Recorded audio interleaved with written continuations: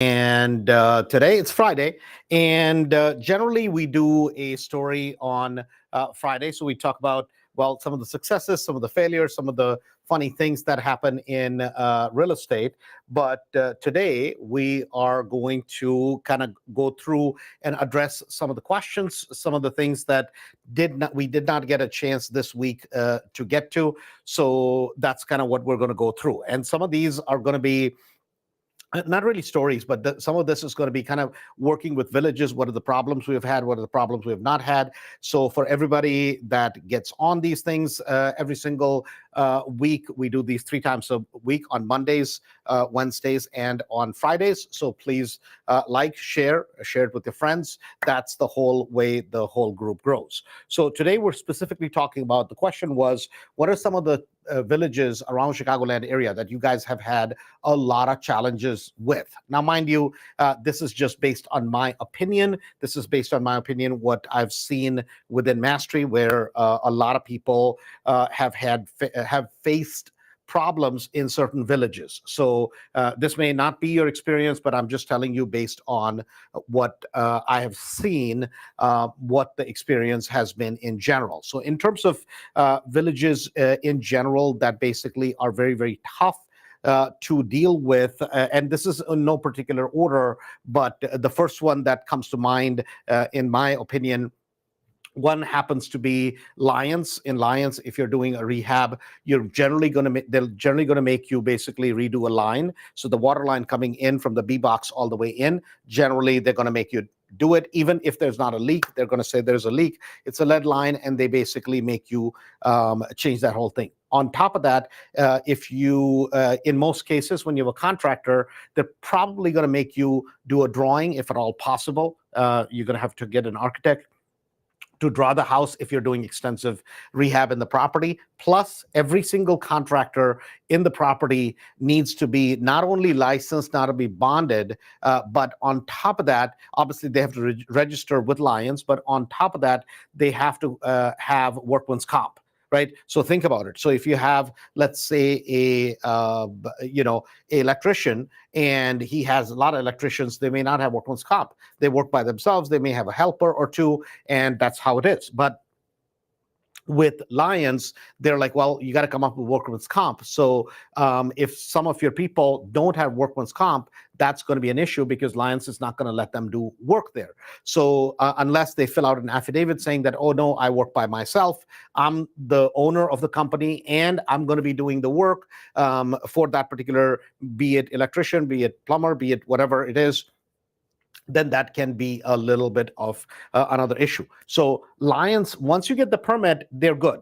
But all the hoops that you have to jump through with permits, it is very, very, very tough. Now, in Lions, you absolutely would not want to do any work, and I mean this sincerely, right? Without pulling a permit, they will make your life living hell. That's just how it is. Another village that comes to my mind happens to be Bellwood. Bellwood is just tough, right? They have a outside company that they use, and it's a racket in Bellwood. That the same company, that they have an outside contractor that basically does the inspections, and the person who is supposed to be the head of inspections in Bellwood happens to work for that company also. So basically, the more times that they come out and the more faults that they find with your property, the more the city gets to collect money. Of course, this company gets billed, makes to make money, and it is a racket in Bellwood.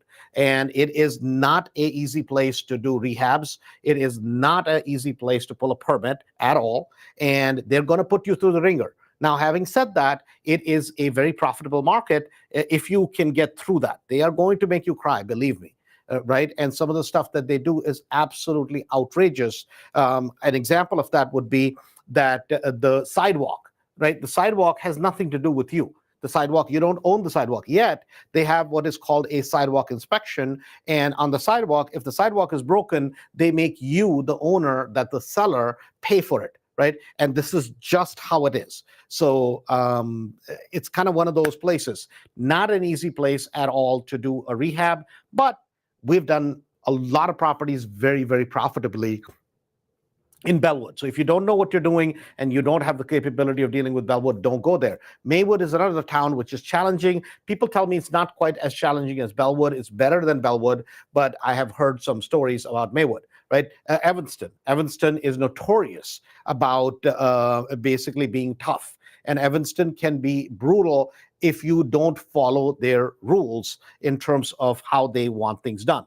A lot of the other suburbs up north we're talking about, they're tough. I mean, you take any of the high-end suburbs, they're going to be tough. They're going to have their rules. You're going to have to follow them. They're going to have, they don't give you variances very easily. But if you follow the rules, it's not that bad. Even like Schaumburg. Schaumburg is tough.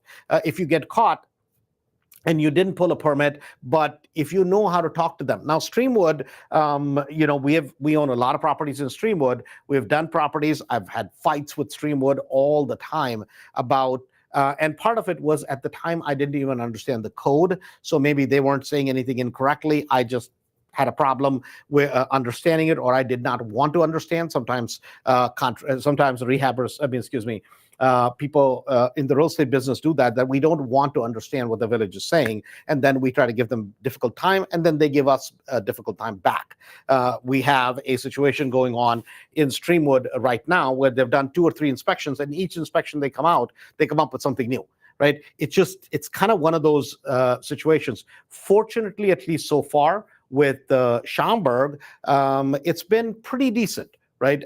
We've done things by the book, like Westchester. Westchester's a perfect example that they're by the book. But if you do the things, you apply for all the permits, you do everything, then they're pretty good in terms of working with them. So they don't at least give you a hard time. It doesn't seem like that they're harassing you. A town that can be particularly difficult if you don't follow their rules happens to be Evergreen Park, right? In Evergreen Park specifically, and I've said this many, many times at the 3-day, that in Evergreen Park, if you're going to literally paint a 1-by-1 square, right, and you bought the property and you're literally going to put a 1-by-1 square, they will put a stop work order on your property. It's just how it is. So I don't know what to say about it, but that's just how Evergreen Park is. Now, in Evergreen Park, anytime you're going to do any type of rehab, as a investor, they're going to make you get plans. You're like, Andrew, that makes no sense. If I'm going to do change some toilets, change some countertops, hang cabinets in, and just paint the house, why would I have to do plans for the property? That is just how it is. They have an ordinance in Evergreen Park where it says that any investor, so if you're buying a property in an LLC in Evergreen Park, they're going to make you pull permits get drawings from an architect. That is how it is. I know it's obnoxious. I know it makes no sense. And from what I've heard is that the city basically used to have everybody's plans. At some point, they got lost, or they got whatever over the years in a fire, something happened, and now they have an ordinance in Evergreen Park that for all investors. Now, I don't even know how that is legal, that for all investors. So if you're buying a property in an LLC, they just put it in the ordinance. I think it's violation of the Constitution because it's unfair treatment for an investor versus a homeowner. That's what I think. That's my opinion. I don't know this, but that is just my opinion.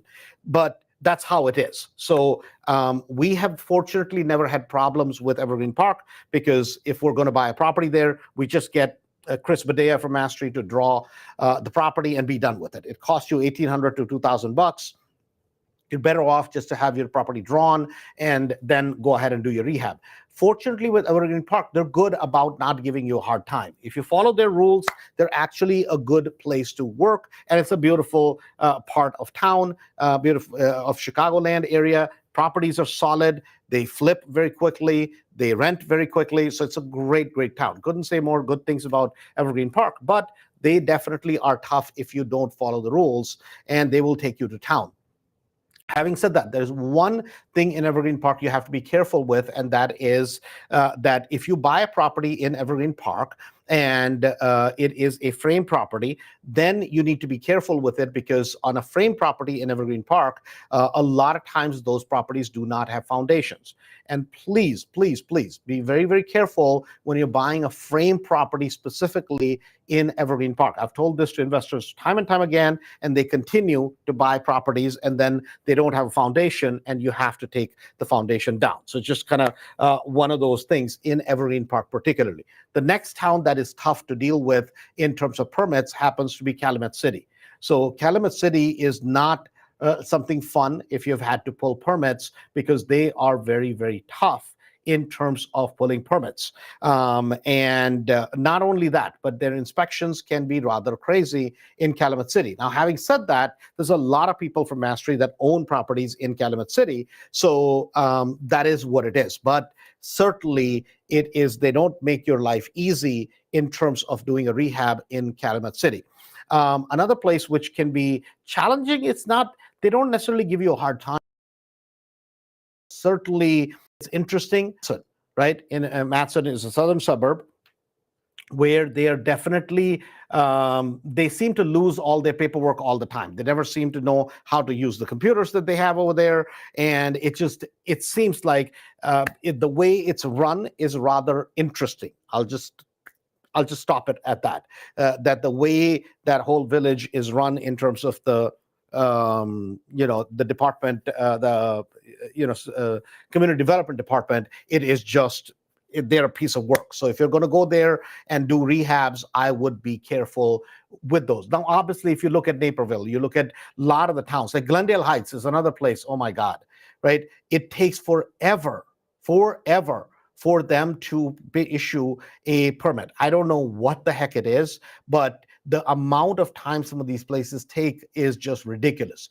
Now, what about Chicago? We didn't touch on Chicago. So in Chicago, generally, for the whole city of Chicago, there are about 19 inspectors for all of Chicago, right? Which is interesting that there are 19 in all of Chicago. So what happens is that a lot of times people choose not to pull permits. They do all sorts of things. But in Chicago, you have two types of permits. One is a short form, one is a long form, right? The short form is easy to get, which is you're saying, hey, I'm not moving any walls. I'm not doing anything structural. I'm just doing as is rehab one place. So I'm going to go ahead and, just take a wall down and boom, just take cabinets down, put in new cabinets, change everything as is where is, paint carpet, that sort of thing, and be done with it. That is on a short form. It's easy to do. It's easy to get it, permits for that, and boom, you get it done. Now, if you're going to do a long form, you're probably doing something major structural, so on and so forth. So then you need a proper architect in Chicago that will basically draw all the plans for you, and then they can either self-stamp or they can submit it, either way, but then you get the permit. That is a much longer process in Chicago. So that's kind of how the differences are. I just touched on some of the suburbs that I could think of off the top of my head, where over the years we have had some challenges. And these specific ones I brought up because these are the ones that we get the most amount of complaints about, even in Mastery or with our own properties, in terms of how strict they are and how much hard time they give you. Now, every suburb is going to have their rules, and if you obviously, or every town is going to have their rules, village is going to have their rules. If you don't follow them, then they probably will give you a hard time. Now, the second question for today was, this was somebody from Mastery, interesting kind of situation where these people already have 7, 8 properties that they own. They just joined Mastery, and they have an interesting situation. They have a property, and that happens to be in Oak Park. And in Oak Park, they bought the property somewhere on 230s. And the question was, well, what should we do? Is it best for us to basically put a second story addition? And as everybody knows, I'm 100% against second story additions, because I just think the numbers that you put into it, the amount of money you put into it, is just not worth it. But in Oak Park, it's different. Why? Because the back end value is super, super high. So the question is, Andrew, what makes sense? What should we be doing with the property? And what my point to them was this. And so follow the numbers. So they're in that particular property for $230,000. Right? That's their buy price. Then on top of that, if they're going to put a second story addition on it, so now it becomes a 4, 2.5 or 4.3 property, that is going to cost them about $200,000. So 230 plus 200, that puts them at 430. 430 plus carrying cost, that puts them at 460. Right? At a 460 all-in cost, 470 all-in cost, the back-end value on that property is well in excess of $750,000 to $800,000. So the question is this: that in that particular case, if the property can be sold, they will make a good 170 to 250,000 bucks, depending on kind of where the numbers are. More like 170,000 to 200,000 in profit that they would make. Now, the most inclination for most people will be, oh my God, I can make all this money, which is great. It's fantastic, right? Who wouldn't want to make that on a flip? But the other question comes up also is that what else is possible? So in their particular case, they were paying cash. They owned the property for cash, and they're going to have to dump in another 200,000 of their cash into the property. So my point to them was, guys, listen, if your own cash is tied into it, then you need to be in and out of that property as quick as possible and take a return. But if you borrow some hard money on the property and you have, say, 40, 50,000 of your own cash in the deal, then it's a whole different scenario, because we can think a little bit farther ahead. So one question was, what is that area? Well, Oak Park is an A area, really, really, really good area. Would you like to own a property in Oak Park? Yes, we would like to have a property in Oak Park. It's a part of our portfolio. We can do an Airbnb there. So yes, we would like to own a property over there. Well, what are the future prospects for that area? Well, they're really good, right? Because except the property taxes being really high. Otherwise, it's an excellent, excellent, excellent suburb. Just a high A suburb. People love living there. Rents are very, very high. So we would like to keep the property. But the problem, what is happening in this particular property is that at 230 purchase plus 200,000 in rehab, if they do a second story on top of it, that they're all in cost, meaning purchase, rehab, and carrying cost starts getting really high. It's going to be somewhere around 460, 470. So in this particular case, they're like, oh my God, if we do an Airbnb and if we're making 4,000 or 5,000 a month gross income on that from Airbnb, that'd be pretty good. I'm like, well, no, actually, that's not going to work for you. The reason it's not going to work for you is because if you put a loan on the property of, you're in it for 460 or 470, you put a loan on it for, say, let's say 400 or 420, right? So you have about 30,000 to 40,000 invested out of pocket. In that particular case, you need to have about $6,000 to $7,000 in gross income. About 7,000 is ideal minimum, right? So that every single month you have about $1,500 left over. If you have $1,500 left over every month from after Airbnb expenses, management expenses, utilities, and all that stuff. Now, if we compare that, 200,000, right, versus if you're making about $1,500 on a $40,000 investment. So on a $40,000 investment, if you're making $18,000 for the year, what is that in terms of return-wise? About a 45% or so cash on cash return. And it's going to be almost impossible for them to be able to find that nice A property in Oak Park, or the end product in Oak Park. So my point to them was, guys, listen, where are you trying to get to? Where are you trying to go with this? Well, we want to keep building a rental portfolio. We have 6, 7 properties. We like this. We want to keep expanding and keep building a rental portfolio. Well, if that's the goal, then you have to do the cost, kind of the analysis between the two things, where am I better off basically doing a flip, taking 170,000, 200,000 of profit in that, pay a bunch of taxes, or am I better off buying the property, doing the second story addition, because I think I'm going to hugely increase the value, I'm going to hugely increase the revenue from the Airbnb, and then just going ahead and keeping the property for the long term. So what we said to them was that, I'm like, number one, we have to do research as to how many Airbnbs are available in the area, right? What is the occupancy that we're seeing in that particular area? What is the demand that we're seeing historically? Now, November generally, this is not always, generally happens to be one of the lightest months for most Airbnbs, right? It's kind of that month. It's not summer. It's not winter yet quite. So it's that kind of, middle transition type of a month. And so we need to look at that, because what the other point was that if on a 2-bedroom Airbnb, 2-bedroom, 1-bath Airbnb, if they can do really, really well without doing a whole lot, then maybe it makes sense just to leave it as is. But they've made the decision, they're going to put a second story. And what we said to them was, I think we should look at the numbers in terms of what can you dump the property for when you're done. You're going to make a profit. There's no question you're going to make a profit. You bought the property well, it's a great location, and you'll do super with it.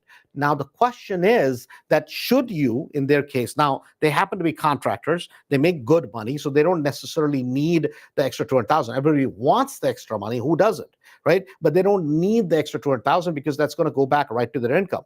But what they really want to do is they want to build a portfolio. They want to build long-term security. So in their particular case, it may make more sense just to keep it. For a lot of other people, right, we would say, no, just flip it out, take the profits, pay the tax, and then redeploy the capital to live another day, and you have a great profit on a flip. So just something to think about.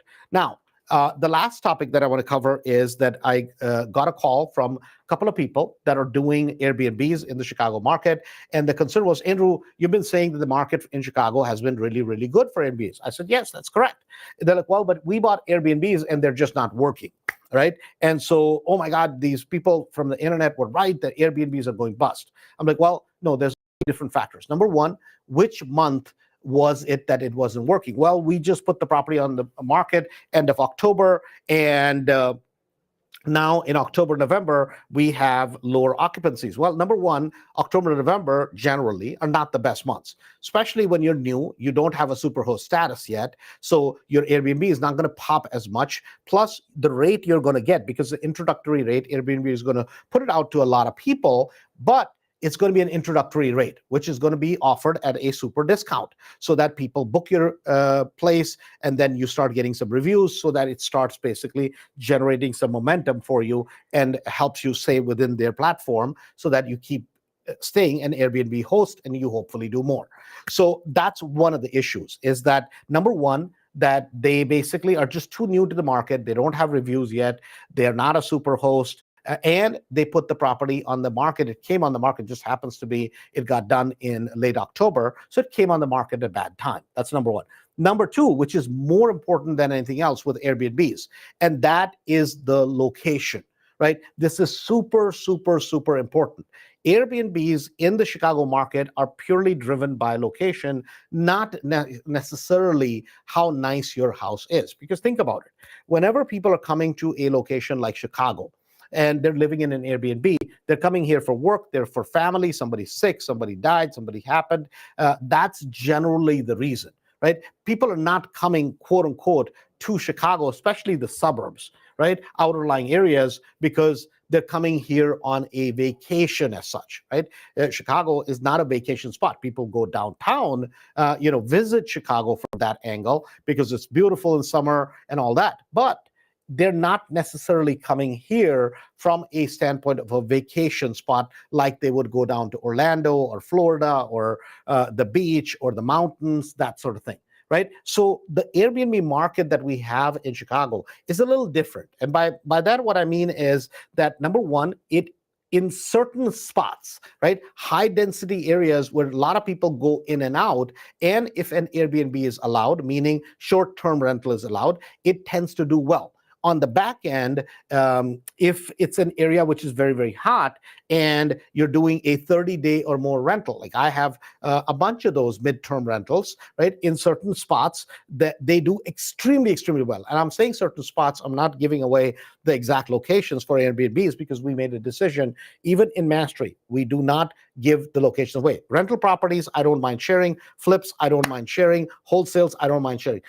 Airbnbs, I don't, because what I don't want to do is I would need you to, number one, do research. Number two, I don't want to make it worse for everybody else, because nowadays we have such a massive presence in Chicago, and Mastery folks are everywhere, that I don't, if you have a good spot you're doing Airbnbs at, hopefully you keep enjoying those numbers so that you don't have a lot of competition. In general, the competition is going up with Airbnbs, but that's the reason I'm not giving you guys the exact cities. But with Airbnbs, also what is hard is that some cities may allow an Airbnb, meaning a short-term rental. I keep using the term Airbnb. I should use short-term rental. They may allow a short-term rental now, but then they may be in the process of changing it, right? So that happens also. And different places have different rules, right? Like Wheaton has a rule where you can do more than 15 days. That is okay. But then you can't do less than 15 days because that is not okay according to the ordinance in Wheaton.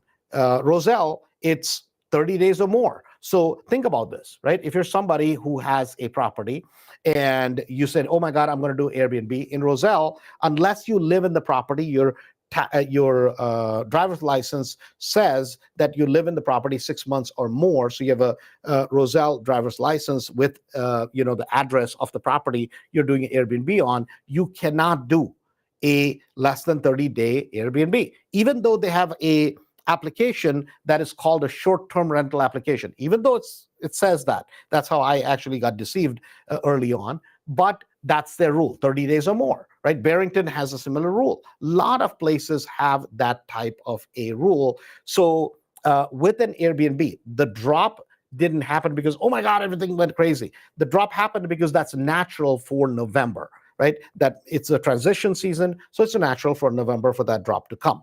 The other part of it is that with these both these Airbnb in what I feel is a little bit more challenging pocket. It's a C pocket where they bought the Airbnb. And guess what's happening? They're getting a bunch of inquiries. They're getting a lot of guests inquiring about the property, but then they want a discount. And these people made it a 5-bedroom, 3-bath property. So it's a rather large property in an area which I consider to be a bit challenging. So guess what's going to happen?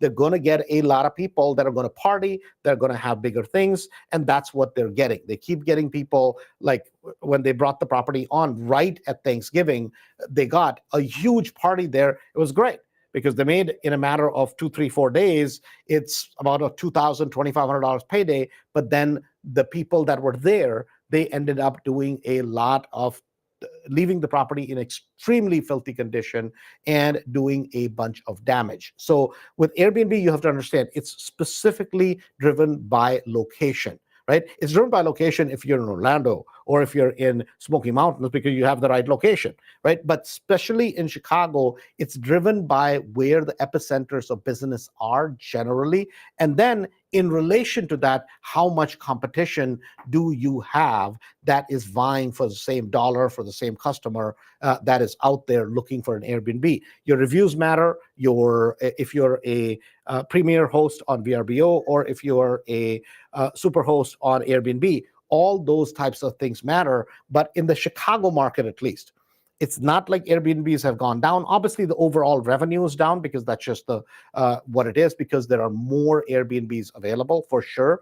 But overall, the business works. It makes sense. It can be extremely profitable, but it's going to be based on locations. I have certain locations of Airbnbs here in the Chicago market where the numbers are just strong. They're just strong. As soon as we put it on the market, boom, right? A lot of it fills up and we can charge higher amount in those Airbnbs. Other places, the numbers are just not quite as strong and are weak. And the ones sometimes we thought, oh my God, this area should do really well, it's not quite doing as well as you expect. So if you're going to do Airbnbs, this is something that you have to understand. Airbnbs is not like long-term rentals. Long-term rentals, you buy the property right, pretty much everything else takes care of itself. So having said that, we'll wrap up for today. Have a safe Friday. We'll talk to you on Monday. For everybody from Mastery, we will see you here in class at the office tomorrow or meet you on Zoom. And again, please keep in mind, February dates for the 3-day have been announced, and the early bird special is going on right now. So make sure you go to andrewholmesevents.com, register, talk to you Monday. Thanks a bunch. Have a good day. And please don't forget to like, love, share us with your friends, family, and other fellow investors so we can continue to grow and pour back into the community.